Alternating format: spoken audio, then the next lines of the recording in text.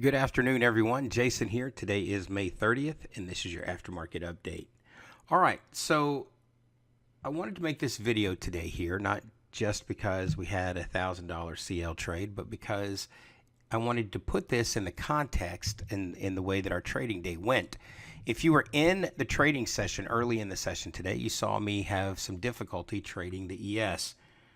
Ultimately, we were looking to get short up around 94 up here today, which is right here, and you could see just all of the chop that went on around 94. Now ultimately that idea ended up being correct because 94 comes all the way down to 82, so there's a 12-point ES move off of this 94 level that ended up chopping around. And so I say that to say that was, while that's a bummer and that was not fun, and you could see there on the price ladder that we were down ticks today on the ES. That's this price ladder right here. You'll also notice that we were able to recoup all of that with a good reward to risk ratio on our CL trade. So what we did today on the CL is after the inventory number, we were able to get in here at around 35. Actually, we'd gotten in at 41, comes out, takes me out to the tick, goes down, pulls back up to 35 again, and we were able to get in. Now the market rotates down into this. This is about the place where it pulled back into. And then on this pullback is where it shook us out, coming back up here. We ended up with 50 ticks times 2 lots. Now, of course, it does go down and then is selling off here as we go into the final bit of the day.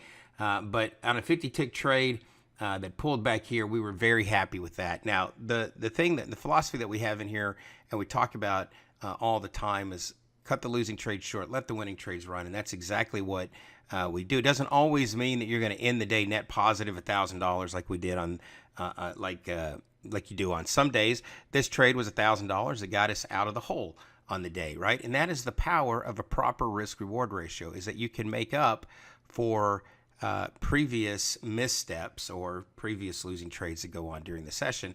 And that's really what I wanted to focus in on here for you today. Now, our market maker levels gave you some excellent structure points here. It gave you a perfect entry after the inventory number there at 35. And if we go in and turn on the bigger picture levels, you'll notice that we've gone through our structure signal and are trying to reach out down here to this 56.19 possibly, and who knows, it may get down there by the time the market closes here today in a couple of hours. But as we sit here right now, again, we had a 50 tick times 2 lot CL trade, and the market maker levels gave you the opportunity to get into that trade, and it gave you the opportunity to figure out how to hold on for that bigger reward to risk ratio. So what I'm going to do now is I'm going to let you see that actual trade of the day. You'll be able to see where we get in.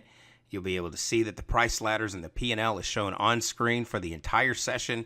Every day in here, we try to be as transparent as possible as it relates to price ladders and P&L on the screen. And so you can see that while you're in the trading session with us here. So if you were in the trading session early today and you left because you saw a few losing trades, I would encourage you to stick around, because these reward to risk trades occur, and they did today.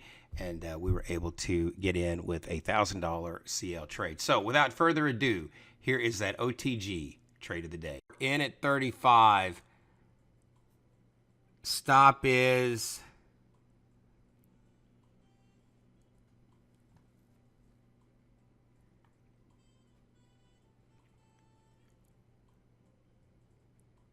$46.